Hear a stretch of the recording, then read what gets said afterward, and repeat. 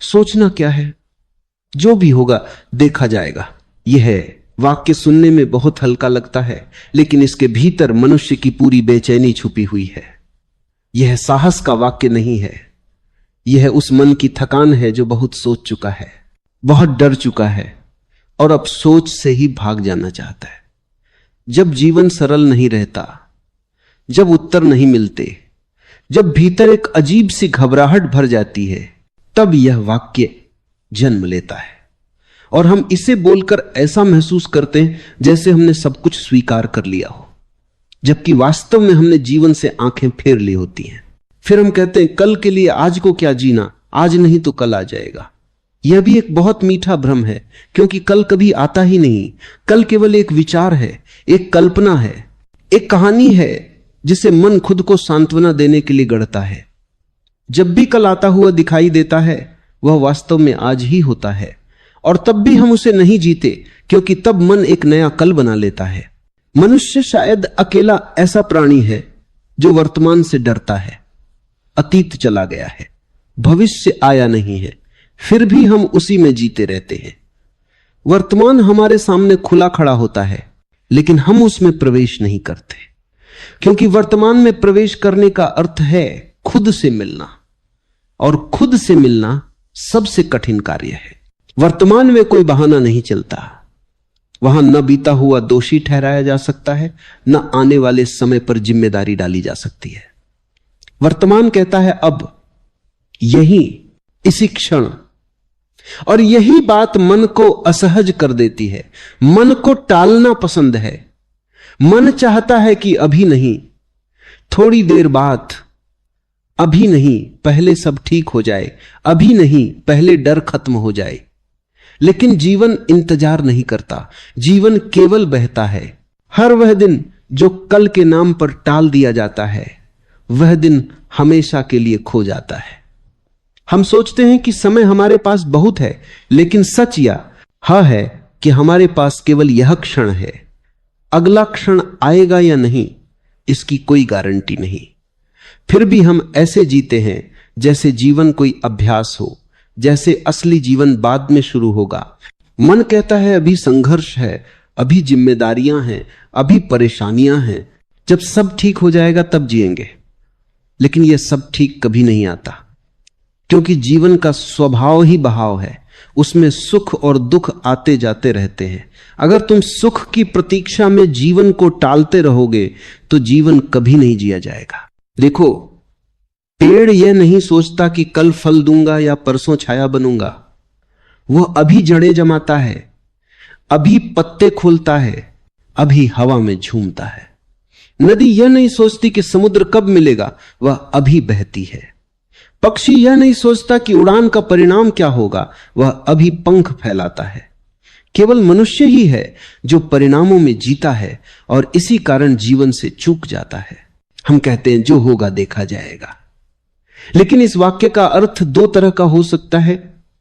एक अर्थ है थकान, पलायन, जिम्मेदारी से भागना, और दूसरा अर्थ है गहरा भरोसा। जब मन शांत होता है, जब भीतर जागरूकता होती है, तब यह वाक्य डर से नहीं निकलता बल्कि समझ से निकलता है। तब इसका मतलब होता है मैं अभी पूरा हूं, जो आएगा उसे तब देखा जाएगा। लेकिन वहां तक पहुंचने के लिए पहले यह देखना जरूरी है कि हम किस तरह कल का सहारा लेकर आज से भागते हैं। हम अपने दुख को भी कल पर टाल देते हैं, अपने सुख को भी। हम कहते हैं आज उदास हूं, कल ठीक हो जाऊंगा, आज खुश हूं, कल और खुश हो जाऊंगा। इस तरह हम कभी भी पूरी तरह न दुखी होते हैं न सुखी। हम बीच में अटके रहते हैं, अधूरे। जीवन अधूरा नहीं है, अधूरा हमारा जीने का तरीका है। हम पूरा ध्यान कभी किसी एक क्षण पर नहीं देते। हम खाते हैं तो भी सोचते रहते हैं, चलते हैं तो भी मन कहीं और होता है, बात करते हैं तो भी भीतर संवाद चलता रहता है। इस लगातार चलने वाली सोच ने हमें जीवन से काट दिया है। सोचना बुरा नहीं है, लेकिन सोच में खो जाना बुरा है। योजना बनाना गलत नहीं है, लेकिन डर से योजना बनाना गलत है। जब सोच मालिक बन जाती है तब जीवन गुलाम हो जाता है, और जब सोच को सही जगह पर बैठा दिया जाता है तब जीवन खेल उठता है। इसलिए प्रश्न ये नहीं है कि कल के बारे में सोचें या नहीं, प्रश्न ये है कि क्या कल के कारण हम आज को खो रहे हैं। यदि हां तो कीमत बहुत बड़ी है, क्योंकि आज के बिना कल का कोई अर्थ नहीं है।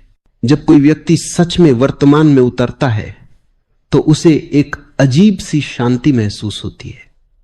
शुरुआत में डर लगता है, खालीपन लगता है, जैसे जमीन खिसक गई हो, लेकिन धीरे धीरे उसी खालीपन में जीवन की धड़कन सुनाई देने लगती है। वही खालीपन ध्यान है, वही खालीपन जागरण है। तब व्यक्ति भागता नहीं है, न अतीत की ओर न भविष्य की ओर, वह यहीं ठहर जाता है। और उसी ठहराव में जीवन अपने सारे रंग दिखाने लगता है। दुख भी आता है लेकिन वह भारी नहीं होता, सुख भी आता है लेकिन वह बांधता नहीं है। तब सोचना क्या है, जो भी होगा देखा जाएगा, एक नया अर्थ ले लेता है। तब यह वाक्य लापरवाही नहीं रहता बल्कि भरोसा बन जाता है। तब यह जीवन से मुंह मोड़ना नहीं होता बल्कि जीवन को पूरी तरह गले लगाना होता है। याद रखना, कल कभी तुम्हें नहीं बचाएगा, कल केवल एक विचार है, लेकिन आज यह क्षण, यह सांस, यही तुम्हारा एकमात्र सहारा है। जो इसे पकड़ लेता है वह किसी और सहारे का मोहताज नहीं रहता। सोचना छोड़ो इस अर्थ में नहीं कि बुद्धि छोड़ दो, बल्कि इस अर्थ में कि सोच को जीवन पर हावी मत होने दो। और जब सोच शांत हो जाती है तब जीवन अपने आप प्रकट हो जाता है। आज जियो, क्योंकि जो आज को पा लेता है वही वास्तव में सब कुछ पा लेता है। मन को सबसे ज्यादा जो चीज परेशान करती है वह जीवन नहीं है, मन को परेशान करती है अनिश्चितता। जीवन बहता है, बदलता है, रूप बदलता है, लेकिन मन चाहता है नियंत्रण। मन चाहता है कि सब कुछ पहले से तय हो। क्या होगा, कैसे होगा, कब होगा, किसके साथ होगा। और जहां यह तय नहीं हो पाता वहीं डर पैदा होता है। इसी डर से कल जन्म लेता है। कल एक समय नहीं है, कल एक मनोवैज्ञानिक सुरक्षा है, एक ऐसा आश्वासन जिससे मन खुद को बचाता है। मन कहता है अभी असहज है लेकिन कल सब ठीक हो जाएगा, अभी दर्द है लेकिन कल राहत मिलेगी, अभी भ्रम है लेकिन कल स्पष्टता आ जाएगी। और इस तरह मन हर असहजता को भविष्य में फेंक देता है, लेकिन असहजता कभी भविष्य में नहीं जाती, वह यहीं रहती है, अधूरी, दबी हुई, अनसुनी। और जो दबा दिया जाता है वह समाप्त नहीं होता, वह भीतर और गहराई में उतर जाता है। इसीलिए मनुष्य बाहर से सामान्य दिखाई देता है लेकिन भीतर से थका हुआ होता है। हंसता है, बोलता है, काम करता है, पर भीतर कहीं कुछ टूटा हुआ रहता है। यह टूटन इसलिए नहीं है कि जीवन कठिन है, यह टूटन इसलिए है कि हम जीवन से भागते रहते हैं। वर्तमान से भागना सबसे सूक्ष्म पलायन है, कोई देख नहीं पाता, लेकिन यही सबसे घातक है, क्योंकि वर्तमान ही एकमात्र द्वार है जिससे जीवन प्रवेश करता है। जब तुम वर्तमान में नहीं होते तो जीवन तुम्हें छूकर निकल जाता है और तुम महसूस भी नहीं कर पाते। मन कहता है अभी नहीं, थोड़ी देर बाद, लेकिन जीवन कभी थोड़ी देर बाद नहीं आता, वह हमेशा अभी आता है। इसलिए मन और जीवन लगातार टकराते रहते हैं। मन भविष्य में जीता है, जीवन वर्तमान में, और इस टकराव में मनुष्य पिसता रहता है। तुम सोचते हो कि समस्या बाहर है, परिस्थितियों में, लोगों में, समय में, लेकिन समस्या वहां नहीं है। समस्या इस बात में है कि तुम यहां नहीं हो, तुम शरीर से यहां हो पर ध्यान से नहीं। तुम सांस ले रहे हो लेकिन जागरूक नहीं हो। मन तुम्हें लगातार कहीं और ले जाता है, कभी पीछे, कभी आगे, और इस लगातार इधर उधर जाने में तुम स्वयं से दूर हो जाते हो। तुम कहते हो मैं खुद को खोज रहा हूं, लेकिन सच यह है तुम खुद से भाग रहे हो, क्योंकि खुद से मिलना साहस मांगता है। खुद से मिलना, नग्न होना है, बिना कहानी के, बिना भविष्य के, बिना सुरक्षा के। और मन नग्नता से डरता है।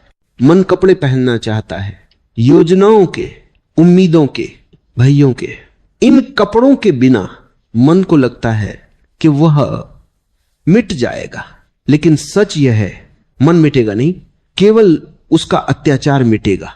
जब तुम वर्तमान में उतरते हो तो शुरू में अजीब सी खाली जगह महसूस होती है, जैसे कुछ छूट गया हो। वही खालीपन मन को डराता है, लेकिन वही खालीपन जीवन का द्वार है। उसी खालीपन में पहली बार तुम्हें शांति की झलक मिलती है, बिना कारण की शांति, बिना भविष्य की गारंटी के। यही वह क्षण है जहां जो होगा देखा जाएगा दो भागों में बांट जाता है। एक तरफ वह लोग हैं जो इसे कहकर जीवन से भागते हैं, और दूसरी तरफ वे जो इसे कहकर जीवन में उतरते हैं। फर्क शब्दों में नहीं है, फर्क जागरूकता में है।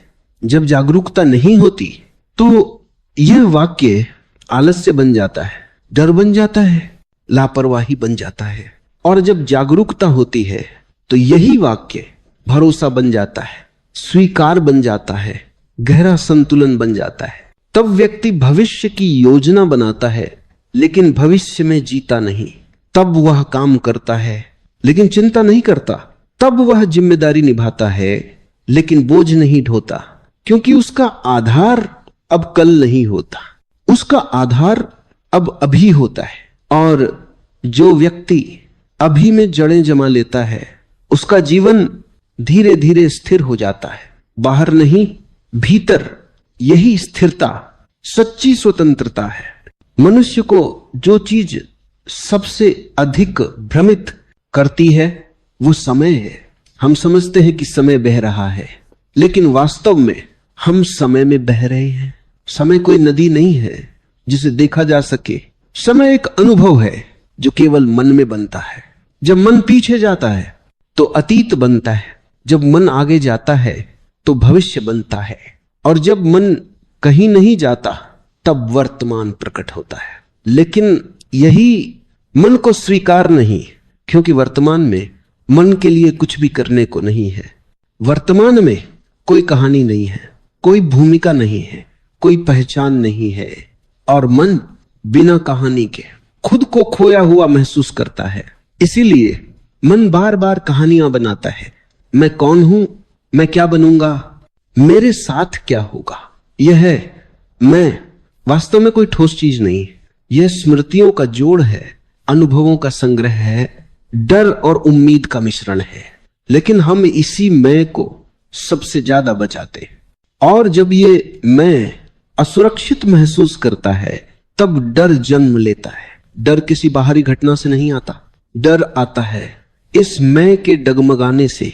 अगर ये मैं स्थिर होता तो डर नहीं होता, लेकिन यह मैं हमेशा बदलता रहता है, इसलिए डर बना रहता है। भविष्य का डर असल में इस मैं के टूट जाने का डर है, कि कहीं ऐसा न हो कि जो मैं खुद को मानता हूं वह नष्ट हो जाए।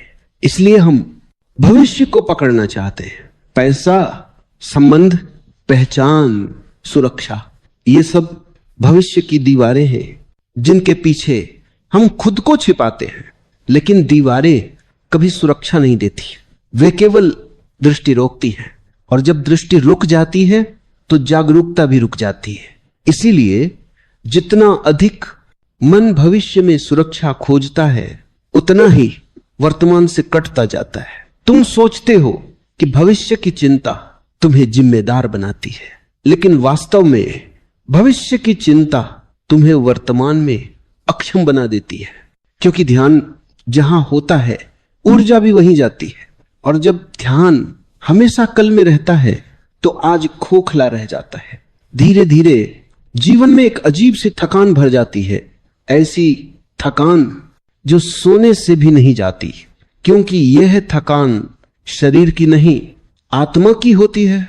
आत्मा थक जाती है कभी ना आने वाले कल का बोझ ढोते ढोते। लेकिन यह वाक्य अब भी दो अर्थों में बटा रहता है। अगर यह वाक्य थकान से निकल रहा है तो यह और गहरी नींद बन जाता है, और अगर यह वाक्य जागृति से निकल रहा है तो यह जागने की शुरुआत बन जाता है। जागृति का अर्थ यह नहीं कि तुम सब जान जाओ, जागृति का अर्थ यह है कि तुम देखना शुरू कर दो। देखो, जब डर उठता है तो उससे भागो मत, उसे दबाओ मत, बस उसे देखो। जब भविष्य की चिंता आए तो उससे लड़ो मत, बस उसे देखो। देखते ही एक दूरी बन जाती है और उस दूरी में पहली बार तुम स्वतंत्र होते हो, क्योंकि अब डर तुम नहीं हो, सोच तुम नहीं हो, भविष्य तुम नहीं हो। तुम वह हो जो इन सबको देख रहा है, और जो देखने वाला है वह कभी डगमगाता नहीं। धीरे धीरे तुम्हें यह स्पष्ट होने लगता है कि समय तुम्हें बांध नहीं रहा, तुम समय को पकड़ने की कोशिश कर रहे हो, और जैसे ही यह पकड़ ढीली होती है, समय का दबाव भी अपने आप गिर जाता है। तब वर्तमान पहली बार भारी नहीं लगता, खाली नहीं लगता, वह जीवित लगता है। और उसी जीवंतता में जीवन पहली बार जीवन जैसा महसूस होता है। जब मन धीरे धीरे थक जाता है अपने ही बनाए हुए समय से, तब पहली बार मौन की संभावना पैदा होती है। यह मौन कोई शब्दों की अनुपस्थिति नहीं है, यह विचारों की थकान के बाद अपने आप उतरने वाली शांति है। लेकिन प्रारंभ में यह मौन डरावना लगता है, क्योंकि अब मन के पास शोर नहीं होता जिसके पीछे वह छिप सके। अब कोई कहानी नहीं होती जिससे मैं खुद को साबित कर सके। अब कोई भविष्य नहीं होता जिसके सहारे अहंकार खड़ा रह सके। और यही क्षण सबसे निर्णायक होता है। अधिकतर लोग यहीं से लौट जाते हैं। वे कहते हैं, ये ठीक नहीं लग रहा, मन भारी हो रहा है, कुछ खाली सा है, और वे फिर सोच का शोर पैदा कर लेते हैं। फिर वही पुरानी कहानियां, वही योजनाएं, वही कल। लेकिन जो व्यक्ति इस खालीपन से भागता नहीं, जो इसे सहने की हिम्मत कर लेता है, उसके भीतर एक नई दृष्टि जन्म लेती है। वह देखता है कि यह खालीपन वास्तव में खाली नहीं है, यह तो संभावनाओं से भरा हुआ है। यह वही जगह है जहां जीवन पहली बार मन के बिना महसूस किया जाता है। इस मौन में कोई प्रयास नहीं करना पड़ता, कोई लक्ष्य नहीं होता, कोई बनने की इच्छा नहीं होती, बस होना होता है। और होना मन के लिए सबसे कठिन शब्द है। मन हमेशा कुछ करना चाहता है, कुछ बनना चाहता है, कुछ साबित करना चाहता है। लेकिन जीवन कुछ बनने को नहीं कहता, वह कहता है बस यहां रहो। जब तुम बिना किसी कारण के यहां रह पाते हो, तब पहली बार साक्षी भाव का जन्म होता है। साक्षी का अर्थ यह नहीं कि तुम जीवन से अलग हो जाते हो। साक्षी का अर्थ है कि तुम जीवन में होते हुए भी उसमें खोते नहीं हो। तब दुख आता है लेकिन वह तुम्हें डुबोता नहीं, सुख आता है लेकिन वह तुम्हें बांधता नहीं, क्योंकि अब तुम घटनाओं से नहीं, दृष्टि से जुड़े होते हो। तब तुम देखते हो, सोच आती है और चली जाती है, डर उठता है और ढल जाता है। और पहली बार तुम यह पहचानते हो कि जो आता जाता है वह तुम नहीं हो, तुम वह हो जो देख रहा है। यही देखना जागरण की शुरुआत है। यह कोई अचानक होने वाली घटना नहीं है, यह कोई चमत्कार नहीं है, यह एक धीमी लगातार गहराती हुई स्पष्टता है। जैसे जैसे यह स्पष्टता बढ़ती है, समय की पकड़ अपने आप ढीली पड़ने लगती है। अब तुम्हें घड़ी देखने की आदत कम हो जाती है। अब तुम दिन गिनकर नहीं जीते, अब तुम पल गिनकर नहीं डरते, क्योंकि अब तुम्हें पता चल जाता है कि जीवन कहीं जा नहीं रहा, जीवन यही है और तुम अब उससे अलग नहीं हो। तब सोचना क्या है, जो भी होगा देखा जाएगा, एक बार फिर नया अर्थ ले लेता है। अब यह अज्ञान नहीं है, अब यह अलस नहीं है, अब यह गहरा भरोसा है जीवन पर और स्वयं पर। अब इसका अर्थ है मैं अभी उपस्थित हूं, जो आएगा उसे देखा जाएगा। अभी मैं भाग नहीं रहा, अभी मैं जाग रहा हूं। और यही सबसे बड़ी रक्षा है, क्योंकि जो जाग रहा है उसे भविष्य से कोई भय नहीं रहता। भय वास्तव में भविष्य का नहीं होता, भय इस बात का होता है कि कहीं हम स्वयं को न खो दें। लेकिन जिसने स्वयं को कभी पाया ही नहीं, वह स्वयं को खोने से डरता कैसे है? हम जिस मैं को बचाने में लगे रहते हैं वह अधिकतर दूसरों की अपेक्षाओं से बना होता है। समाज ने जो कहा, परिवार ने जो चाहा, शिक्षा ने जो सिखाया, उसी से यह मैं गढ़ा गया है। और अब इस गढ़े हुए मैं को हर हाल में सुरक्षित रखना है। इसलिए भय पैदा होता है, इसलिए भविष्य भारी लगता है, इसलिए जीवन बोझ बन जाता है। लेकिन जब साक्षी भाव गहराता है तो धीरे धीरे यह स्पष्ट होने लगता है कि यह मैं वास्तविक नहीं है, यह एक भूमिका है, एक मुखौटा है, एक आदत है, और आदत छूट सकती है जब यह समझ केवल विचार नहीं रहती बल्कि अनुभव बन जाती है। तब भीतर एक हल्कापन उतरता है। अब कुछ साबित करने की जल्दी नहीं रहती। अब हर क्षण परिणाम नहीं मांगता। तब काम के लिए किया जाता है, प्रेम के लिए जिया जाता है, और मौन अपने आप उतरता है। जीवन तब संघर्ष नहीं लगता, वह एक लय बन जाता है। इस लय में तुम दौड़ते नहीं हो, तुम बहते हो, और बहने में कोई तनाव नहीं होता। तब तुम देखते हो भविष्य की योजनाएं अब भी बनती हैं, लेकिन वे डर से नहीं बनती, वे सहजता से बनती हैं, जैसे नदी अपने रास्ते खुद बना लेती है। अब तुम्हें हर मोड़ पर आश्वासन नहीं चाहिए, हर कदम पर सुरक्षा नहीं चाहिए, क्योंकि भीतर एक स्थिरता आ चुकी होती है। यह स्थिरता किसी चीज पर निर्भर नहीं होती, न परिस्थितियों पर, न लोगों पर, न परिणामों पर। यह स्थिरता केवल उपस्थिति से आती है, और उपस्थिति कोई अभ्यास नहीं है, यह कोई तकनीक नहीं है, यह तो भागना छोड़ देने का स्वाभाविक परिणाम है। जब तुम भविष्य से भागना छोड़ देते हो, जब तुम अतीत चिपकना छोड़ देते हो, तब जो बचता है वही जीवन है और वही पर्याप्त है। इसलिए जब अगली बार मन कहे कल सोचेंगे, तो बस देख लेना। देखना सबसे बड़ा परिवर्तन है। देखते देखते मन की पकड़ अपने आप ढीली पड़ने लगती है, और जब पकड़ ढीली पड़ती है तो जीवन अपने आप हाथ में आ जाता है। तब जो होगा देखा जाएगा। अब कोई मजबूरी नहीं रहता। यह एक उत्सव बन जाता है, एक ऐसा उत्सव जिसमें डर नहीं होता, केवल जिज्ञासा होती है। और जिज्ञासा जीवन की सबसे सुंदर अवस्था है, क्योंकि जिज्ञासा में तुम खुले होते हो, न बचाव में न आक्रमण में, बस उपस्थित। और जो उपस्थित है वही जीवित है। अधिकतर लोग वर्तमान से इसलिए नहीं भागते कि उन्हें भविष्य बहुत प्यारा है, बल्कि इसलिए कि उन्हें अकेलापन डराता है। वर्तमान में उतरते ही सबसे पहले अकेलापन सामने आता है। भीड़ में रहते हुए भी जो अकेलापन छिपा रहता है, वह यहां नंगा होकर खड़ा हो जाता है, और मन कहता है यह ठीक नहीं है, कुछ करो, किसी से बात करो, किसी से जुड़ो, किसी विचार में खो जाओ। लेकिन यह अकेलापन कोई शत्रु नहीं है, यह तो सत्य का द्वार है। हमने अकेलेपन को गलत समझ लिया है, हमने उसे अभाव मान लिया है, जबकि वह पूर्णता की शुरुआत है।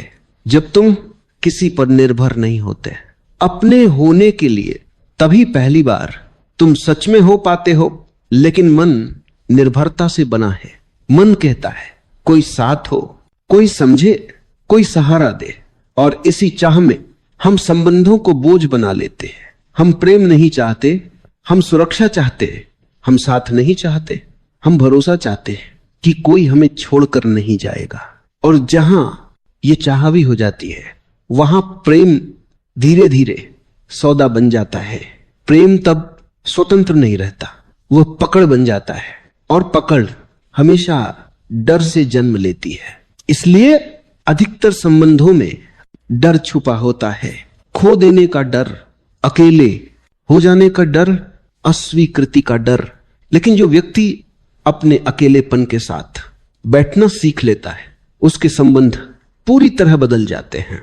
अब वह दूसरे से कुछ मांगता नहीं, वह केवल साझा करता है। अब संबंध जरूरत नहीं रहते, उत्सव बन जाते हैं। क्योंकि अब तुम खाली नहीं हो, तुम पूर्ण हो। और पूर्ण व्यक्ति कभी किसी को कैद नहीं करता। वह प्रेम करता है लेकिन बांधता नहीं, वह साथ चलता है लेकिन खींचता नहीं। तब संबंध बोझ नहीं बनते, वे विश्राम बन जाते हैं। लेकिन यह सब तभी संभव है जब तुम अकेले होने से भागना छोड़ दो। अकेले होने का अर्थ अलग थलग होना नहीं है। अकेले होने का अर्थ है अपने साथ सहज होना।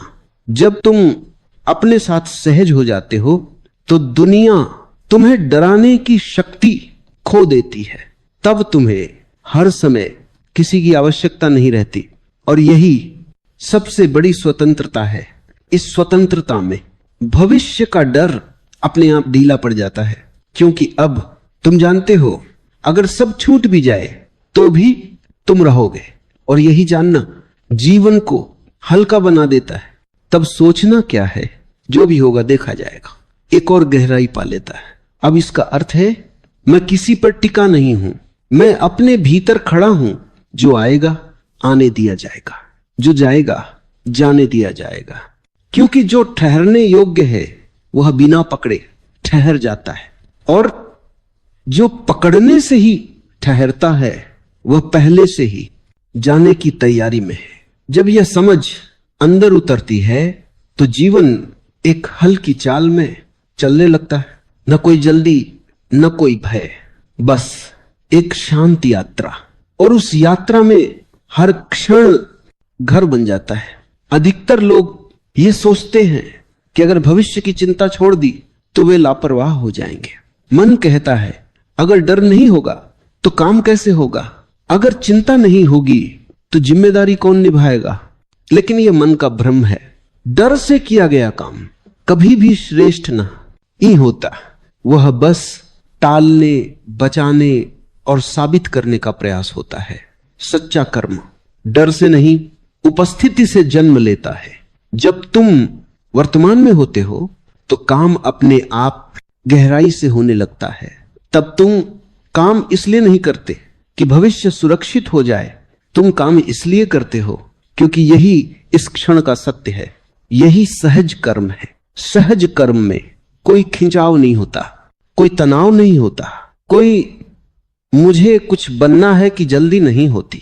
काम होता है लेकिन करने वाला कठोर नहीं होता। और यही कर्मयोग का सार है। कर्मयोग का अर्थ यह नहीं है कि तुम संसार छोड़ दो। कर्मयोग का अर्थ है कर्म करते हुए मन से मुक्त रहना। तुम पूरा ध्यान देते हो, पूरी ऊर्जा लगाते हो, लेकिन परिणाम से अपने अस्तित्व को नहीं बांधते। परिणाम आता है तो स्वीकार, न आता है तो भी स्वीकार। क्योंकि तुम्हारी जड़ अब परिणाम में नहीं है, तुम्हारी जड़ अब उपस्थिति में है। यही कारण है कि जागरूक व्यक्ति आलसी नहीं होता, वह अधिक जीवंत होता है। उसका काम हल्का भी होता है और गहरा भी। हल्का क्योंकि उसमें बोझ नहीं है, गहरा क्योंकि उसमें पूरी चेतना है। लेकिन मन अब भी डरता है। मन कहता है अगर मैंने छोड़ दिया तो सब बिखर जाएगा। लेकिन जीवन तुम्हारे पकड़ने से नहीं चलता, वह अपने नियम से चलता है। तुम्हारी पकड़ जीवन को नहीं संभालती, वह केवल तुम्हें थका देती है। जब तुम ये देख लेते हो तो पकड़ अपने आप ढीली पड़ जाती है। तब जिम्मेदारी बोझ नहीं रहती, वह उत्तरदायित्व बन जाती है। बोझ में तुम दबते हो, उत्तरदायित्व में तुम उठते हो। तब तुम काम से भागते नहीं, काम में खोते नहीं, तुम काम में रहते हो। और स्वयं में भी यही संतुलन मन को नहीं आता, यह केवल जागृति से आता है। इस जागृति में भविष्य अपने आप सही दिशा लेने लगता है। क्योंकि जो व्यक्ति आज को सही ढंग से जीता है उसका कल अपने आप संवर जाता है। लेकिन जो आज से भागता है उसका कल कभी भी शांत नहीं होता। इसलिए जीवन को किसी लक्ष्य तक पहुंचने की दौड़ मत बनाओ। जीवन खुद एक यात्रा है और यात्रा में हर कदम अपने आप में पूर्ण होता है। जब यह समझ भीतर उतरती है तो समय शत्रु नहीं लगता, काम सजा नहीं लगता, जिम्मेदारी कैद नहीं लगती, सब कुछ एक लय में बहने लगता है और इसी लय में जो होगा देखा जाएगा। चुप रहो और इस चुप्पी को किसी उपलब्धि की तरह मत पकड़ो, क्योंकि जिस क्षण तुमने इसे पकड़ने की कोशिश की उसी क्षण यह फिसल जाएगी। मौन कोई वस्तु नहीं है जिसे संजोया जाए, यह तो तुम्हारे होने की सहज सुगंध है जो तब फैलती है जब तुम हस्तक्षेप करना बंद कर देते हो। मन बहुत चालाक है, वह मौन को भी अभ्यास बना लेता है।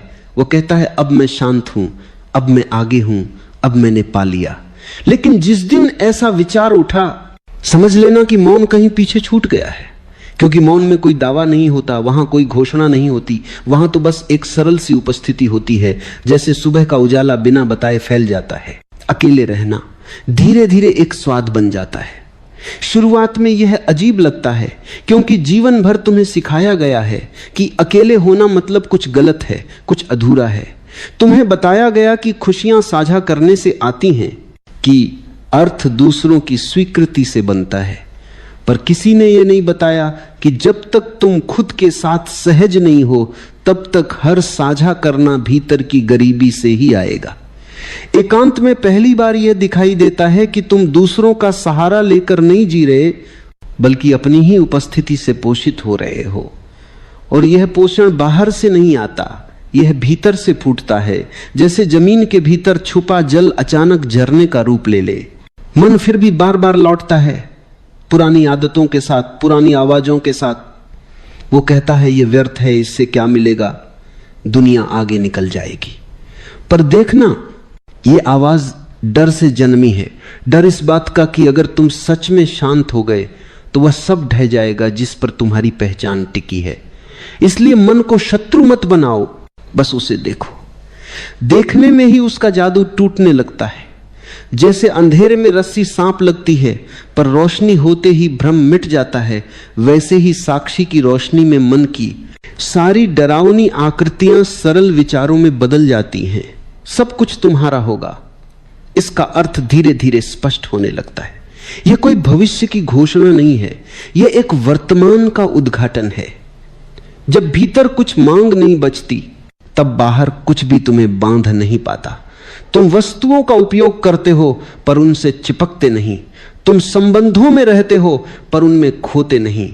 यह दूरी ठंडी नहीं है, यह करुणा से भरी है, क्योंकि जब आसक्ति नहीं होती तभी प्रेम शुद्ध होता है। आसक्ति में भय छुपा होता है, खो देने का भय। प्रेम में कोई भय नहीं होता, क्योंकि वहां कुछ पकड़ा ही नहीं गया। धीरे धीरे समय का बोध बदलने लगता है।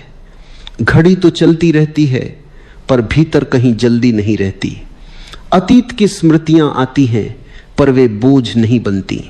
भविष्य की कल्पनाएं उठती हैं पर वे बेचैनी नहीं लाती। सब कुछ एक लहर की तरह आता जाता है और तुम किनारे खड़े दर्शक नहीं, बल्कि उसी जल में घुले हुए हो। यही वह क्षण है जहां जीवन संघर्ष नहीं लगता, बल्कि एक खेल की तरह हल्का हो जाता है। खेल में गंभीरता होती है पर बोझ नहीं होता। यहां कोई उपदेश नहीं है कि तुम संसार छोड़ दो। छोड़ने का भाव भी अहंकार का ही एक रूप है। बात बस इतनी है कि संसार तुम्हारे सिर पर न चढ़ा रहे। जब भीतर का केंद्र स्थिर हो जाता है तब संसार अपने सही स्थान पर आ जाता है। तब सफलता असफलता नहीं बनती और असफलता आत्मदंड नहीं बनती। दोनों सिर्फ घटनाएं रह जाती हैं, आती हैं और चली जाती हैं, और तुम पाते हो कि तुम्हारी शांति उन पर निर्भर नहीं है।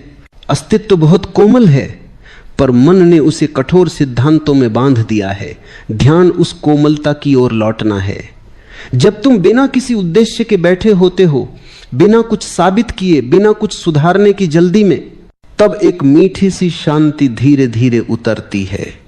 यह शांति उत्तेजना नहीं है, यह आंत आनंद है जो शोर नहीं करता, जो भीतर ही भीतर फैलता है। इसमें कोई नशा नहीं, पर फिर भी यह तुम्हें गहरा कर देता है। और फिर एक दिन ऐसा आता है, तुम्हें पता भी नहीं चलता, जब तुम देखते हो कि जो खोज रहे थे वह कभी खोया ही नहीं था। खोज ही भ्रम थी। यह समझ किसी तर्क से नहीं आती, यह एक मौन हंसी की तरह आती है। उस हंसी में कोई व्यंग्य नहीं, बस करुणा होती है अपने पुराने प्रयासों के लिए, अपनी पुरानी बेचैनी के लिए। और उसी करुणा में एक नई शुरुआत नहीं बल्कि एक गहरी विश्रांति होती है। यह विश्रांति मृत्यु जैसी नहीं है, यह जीवन से भरी है। इसमें आंखें खुली होती हैं, इंद्रियां सजग होती हैं, पर भीतर कोई खिंचाव नहीं होता। तुम चलते हो, बोलते हो, कार्य करते हो, पर भीतर कुछ अडिग रहता है, जैसे पहाड़ की गहराई में स्थिरता और शिखर पर बदलता मौसम। यही वह अवस्था है जहां मौन तुम्हारे साथ रहता है, चाहे तुम शब्दों में ही क्यों न बोल रहे हो। और तब समझ में आता है कि चुप रहना, अकेले रहना और सब कुछ पा लेना, ये तीन अलग बातें नहीं है। ये एक ही अनुभव के तीन पहलू हैं। चुप्पी से एकांत जन्म लेता है, एकांत से स्वतंत्रता, और स्वतंत्रता में सब चुप्पी अब बोझ नहीं लगती, क्योंकि तुमने देख लिया है कि शोर बाहर नहीं था, शोर तो उस भीतर की जल्दबाजी में था जो हर क्षण कुछ और चाहती थी। जब यह जल्दबाजी थोड़ी ढीली पड़ती है तब मौन अपने आप उतरता है, जैसे थकी हुई सांस गहराई से बाहर आती है। यह मौन खाली नहीं है, यह जीवंत है, स्पंदित है, और इसमें एक अनकही बुद्धि बहती रहती है। तुम कुछ समझने की कोशिश नहीं करते, फिर भी बहुत कुछ स्पष्ट हो जाता है। यही वह जगह है जहां समझ बौद्धिक नहीं रहती, वह अस्तित्वगत हो जाती है। अकेले रहने का स्वाद अब और गहरा होता जाता है। अब यह मजबूरी नहीं, चुनाव बन जाता है। तुम लोगों के बीच भी जाते हो, पर भीतर कोई भीड़ नहीं ले जाते। चेहरों के बीच रहते हुए भी भीतर एक खुला आकाश बना रहता है। पहले संबंधों में घुलकर खुद को खो देने की आदत थी, अब संबंधों में रहते हुए भी खुद में टिके रहने की सहजता है। यह दूरी नहीं, यह संतुलन है। इसी संतुलन में पहली बार संबंध हल्के होते हैं, अपेक्षाओं से मुक्त, शिकायतों से मुक्त। मन फिर भी कभी कभी पुराने हथकंडे आजमाता है। वह आध्यात्मिक होने का भी खेल खेलता है। वह कहता है अब मैं जान गया, अब मैं दूसरों से अलग हूं। लेकिन अगर देखने की तीक्ष्णता बनी रहे तो यह भी पकड़ में आ जाता है। तुम हंस देते हो क्योंकि तुमने देख लिया है कि जानने का दावा ही सबसे सूक्ष्म अज्ञान है। जो सच में जानता है वो कहता नहीं, वो बस होता है। उस होने में कोई ऊंच नीच नहीं होती, कोई तुलना नहीं होती। धीरे धीरे तुम्हारा संबंध इच्छाओं से बदलने लगता है। इच्छाएं अब दुश्मन नहीं लगती, नहीं देवता, वे बस ऊर्जा की लहरें हैं। पहले तुम या तो उन्हें दबाते थे या उनके पीछे भागते थे, अब तुम उन्हें उठते हुए देखते हो, गिरते हुए देखते हो। इस देखने में एक अद्भुत स्वतंत्रता है, क्योंकि जो देखा जा रहा है वह तुम्हें बांध नहीं सकता। इच्छाएं आती हैं, जाती हैं, और उनके बीच एक खालीपन रहता है। वही खालीपन तुम्हारा घर है। समय के साथ एक अजीब सा अनुभव होता है। कभी कभी क्षण इतने घने हो जाते हैं कि समय मानो रुक गया हो, कुछ विशेष नहीं घटता, फिर भी सब कुछ पूरा लगता है।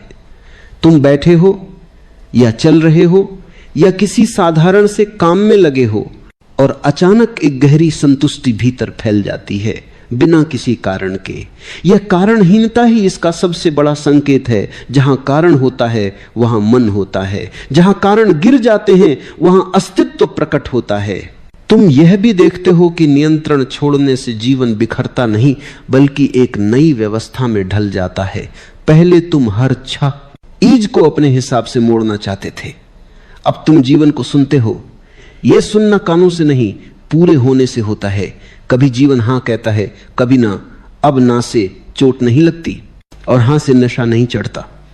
दोनों समान रूप से स्वीकार्य हो जाते हैं। भीतर का साक्षी अब और स्थिर हो जाता है।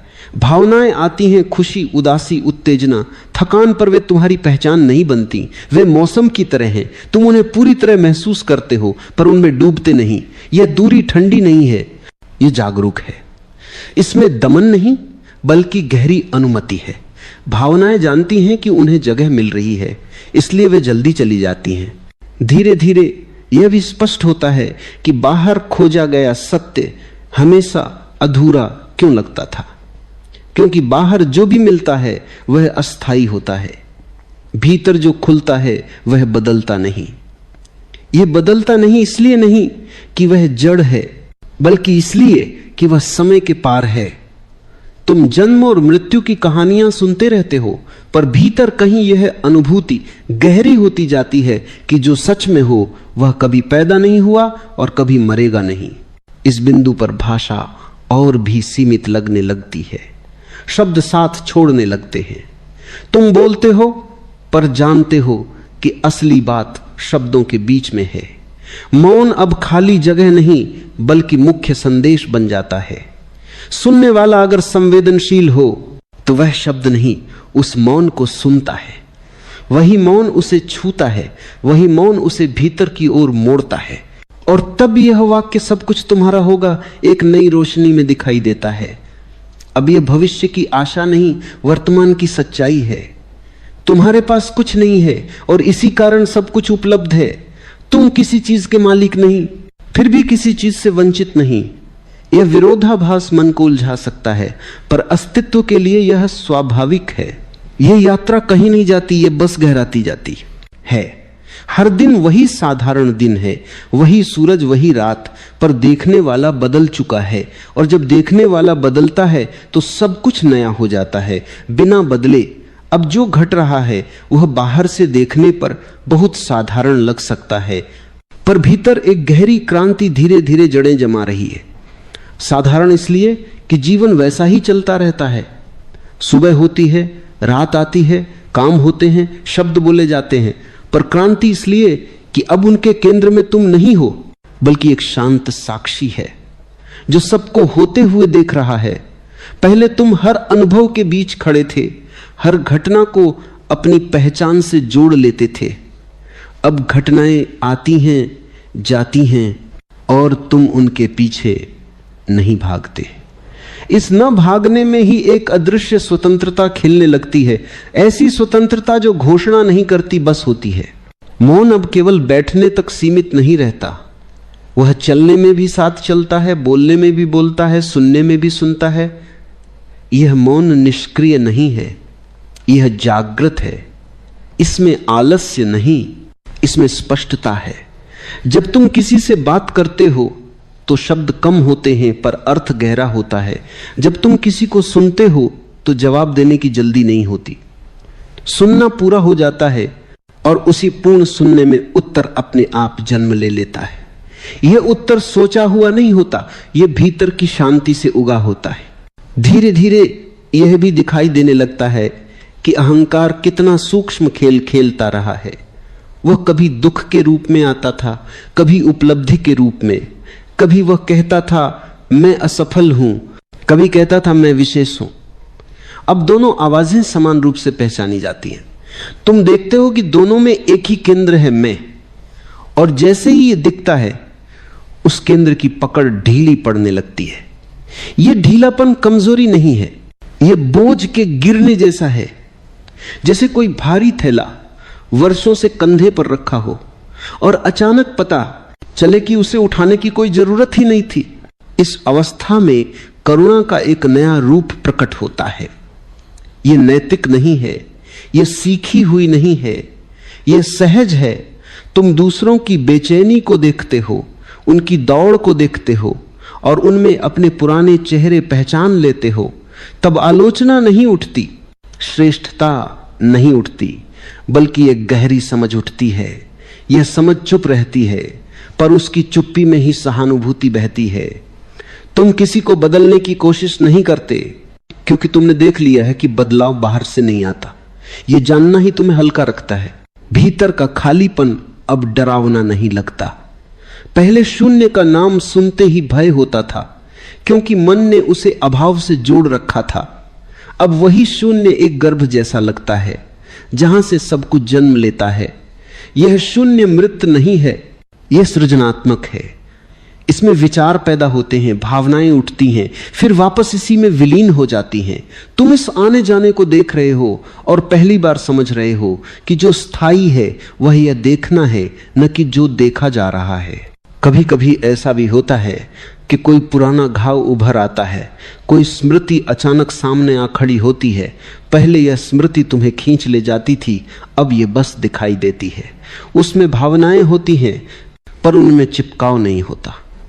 यह देखने से वह घाव धीरे धीरे अपनी शक्ति खो देता है। उपचार यहां किसी तकनीक से नहीं होता, बल्कि पूर्ण स्वीकृति से होता है। जो स्वीकार कर लिया गया वह संघर्ष नहीं करता, और जो संघर्ष नहीं करता वह धीरे धीरे शांत हो जाता है। इस गहराई में उतरते हुए एक दिन यह भी स्पष्ट होता है कि जीवन में कुछ भी गलत नहीं हुआ। यह वाक्य सुनने में कठोर लग सकता है, पर इसका अर्थ यह नहीं कि पीड़ा नहीं थी। पीड़ा थी, पर वह भी एक शिक्षक थी। उसने तुम्हें थकाया तो इसलिए कि तुम रुक सको, उसने तुम्हें तोड़ा तो इसलिए कि झूठे ढांचे गिर सके।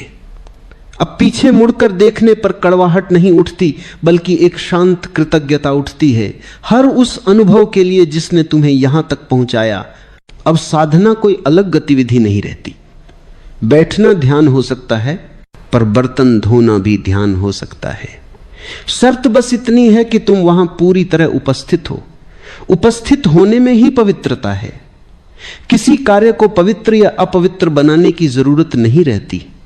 जब तुम पूरे हो तो साधारण भी असाधारण हो जाता है, और जब तुम बटे हुए हो तो सबसे पवित्र कर्म भी बोझ बन जाता है। इस अवस्था में भविष्य को लेकर कोई बड़ी योजना नहीं बनती। इसका अर्थ यह नहीं कि दिशा नहीं होती, बल्कि इसका अर्थ यह है कि दिशा जीवन से आती है, मन से नहीं। तुम बहाव के साथ चलना सीख लेते हो। यह बहाव अंधा नहीं है, यह सचेत है। तुम निर्णय लेते हो, पर निर्णय तुम्हें भारी नहीं करते। तुम जिम्मेदारियां निभाते हो, पर वे तुम्हें जकड़ती नहीं हैं। और भीतर कहीं यह अनुभव लगातार गहराता जाता है कि तुम अलग नहीं हो। जो सांस तुम्हारे भीतर चल रही है वही हवा बाहर बह रही है। जो शांति भीतर उतर रही है वही आकाश में फैली है। यह कोई विचार नहीं, यह एक प्रत्यक्ष अनुभूति है। इस अनुभूति में अकेलापन पूरी तरह विलीन हो जाता है, और फिर भी एकांत बना रहता है। यह एकांत अब अलगाव नहीं, बल्कि एकता का दूसरा नाम बन जाता है। अब शब्द फिर से कम पड़ने लगते हैं। कहना बहुत कुछ है, पर कहने की आवश्यकता नहीं लगती। मौन अपने आप पर्याप्त हो जाता है, और इसी पर्याप्तता में एक गहरी तृप्ति छुपी है, जो किसी उपलब्धि से नहीं आती, बल्कि स्वयं के साथ पूर्ण होने से आती है। यह गहराई अभी समाप्त नहीं हुई है, यह तो और भी फैल रही है, और भी मौन हो रही है, और भी सरल। अगले भाग में यही मौन और भी पारदर्शी होगा, जहां मैं की आखिरी छाया भी धीरे धीरे घुलने लगती है और सिर्फ होना शेष रह जाता है। अब जो शेष है वह कोई उपलब्धि नहीं, कोई शिखर नहीं, कोई अंतिम निष्कर्ष नहीं, बल्कि एक निरंतर पिघलना है। यहां पहुंचकर यह साफ दिखाई देने लगता है कि यात्रा कभी बाहर थी ही नहीं। जो खोज थी वह खोजने वाले की ही रचना थी। जैसे ही यह समझ उतरती है, खोज अपने आप गिर जाती है, और उसके साथ ही वह तनाव भी गिर जाता है जो हर खोज में छुपा रहता है। अब कुछ पाने की आकांक्षा नहीं बचती, इसलिए कुछ खोने का डर भी नहीं बचता। जीवन पहली बार अपने पूरे भार के साथ नहीं, बल्कि अपने पूरे सौंदर्य के साथ प्रकट होता है। इस अवस्था में मैं बहुत पतला हो जाता है। वह कभी कभी उठता है, पर अब उसमें पहले जैसी ठोसता नहीं होती। वह एक छाया जैसा है जो रोशनी बदलते ही गायब हो जाता है। पहले यही मैं केंद्र था, अब यह सिर्फ एक उपयोगी संकेत बन जाता है, व्यवहार के लिए, बोलने के लिए, संसार में चलने के लिए। भीतर की गहराई में अब कोई केंद्र नहीं बचता, बस एक खुलापन रहता है, एक असीम विस्तार, जिसमें सब कुछ घटता है पर कुछ भी टिकता नहीं। यहीं पर मौन अपनी अंतिम गहराई प्रकट करता है। यह मौन अब शब्दों के न होने से नहीं पहचाना जाता, बल्कि उस शांति से पहचाना जाता है जो शब्दों के बीच भी बनी रहती है। बोलते हुए भी भीतर कोई कंपन नहीं होता, सुनते हुए भी भीतर कोई प्रतिक्रिया नहीं उठती।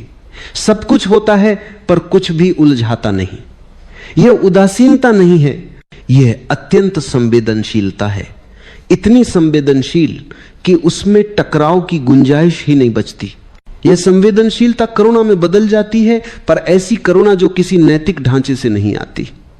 यहां कोई यह नहीं सोचता कि क्या सही है क्या गलत है, यहां सिर्फ यह देखा जाता है कि क्या घट रहा है, और इस देखने में ही सही अपने आप घटने लगता है। किसी को सुधारने की इच्छा नहीं उठती, क्योंकि यह साफ दिखने लगता है कि हर प्राणी अपनी गति से सीख रहा है, अपनी नींद और जागरण के अपने चक्र से गुजर रहा है। अब अकेलेपन का अर्थ पूरी तरह बदल जाता है। पहले अकेलापन भय देता था, फिर एकांत सुख देता था, और अब यह एकांत भी विलीन हो जाता है। अब अकेलापन और साथ होना दोनों एक ही अनुभव के दो नाम लगते हैं। भीड़ में भी कोई अलग नहीं लगता और एकांत में भी कोई अलग नहीं लगता। अलगाव की जड़ ही कट चुकी है। जो बचता है वह एक निरंतर संबंध है सबके साथ, सबके भीतर, बिना किसी प्रयास के। समय का अनुभव भी यहां बहुत सूक्ष्म हो जाता है।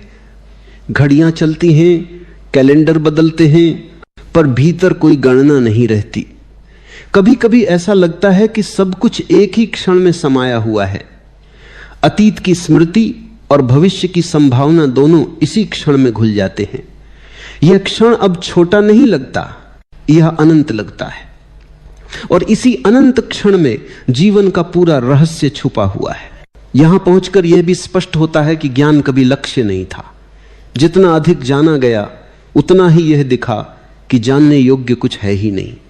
यह कोई निराशा नहीं है, यह गहरी राहत है, क्योंकि जहां जानने की भूख खत्म होती है वहीं होने का आनंद शुरू होता है। अब किसी प्रश्न का उत्तर खोजने की जल्दी नहीं रहती। प्रश्न उठते हैं पर वे भारी नहीं होते। वे बादल हैं जो आकाश को चोट नहीं पहुंचा सकते। शरीर अब शत्रु नहीं लगता और मन भी शत्रु नहीं लगता। दोनों अपने अपने स्थान पर उपकरण बन जाते हैं। शरीर चलता है, थकता है, विश्राम करता है। मन सोचता है, योजना बनाता है, याद रखता है। पर अब कोई भी उपकरण मालिक नहीं बनता। मालिकाना भाव पूरी तरह गिर चुका है, और इसी गिरने में एक गहरी सहजता जन्म लेती है। जीवन अब किसी उद्देश्य की पूर्ति जैसा नहीं लगता, वह एक उत्सव जैसा लगता है। पर बिना शोर के यह उत्सव न तो हंसी पर निर्भर है, न आंसुओं पर। यह बसहा होने की खुशी है। सुबह उठना ही पर्याप्त कारण लगता है। सांस का आना जाना ही पर्याप्त संगीत लगता है। कुछ जोड़ने की जरूरत नहीं रहती, कुछ घटाने की भी नहीं। अब यह वाक्य चुप रहो, अकेले रहो, सब कुछ तुम्हारा होगा पूरी तरह स्पष्ट हो जाता है। चुप्पी बाहर की नहीं थी, अकेलापन शरीर का नहीं था, और सब कुछ पाना वस्तुओं का नहीं था। चुप्पी का अर्थ था उस भीतर के शोर का थम जाना जो कभी था ही नहीं। अकेलेपन का अर्थ था उस झूठे सहारे का छूट जाना जो कभी वास्तविक था ही नहीं। और सब कुछ पाने का अर्थ था उस भ्रम का टूट जाना कि कुछ अलग है जिसे पाया जाना है। अंत में कुछ भी कहने को नहीं बचता, क्योंकि जो कहा जा सकता था वह पहले ही कह दिया गया। जो नहीं कहा जा सकता वही सबसे अधिक उपस्थित है। यही उपस्थिति सत्य है, यही उपस्थिति विश्रांति है, और यही उपस्थिति वह मौन है जिसमें जीवन अपने पूरे वैभव के साथ, बिना किसी मांग के, बिना किसी शर्त के स्वतः प्रकट होता रहता है।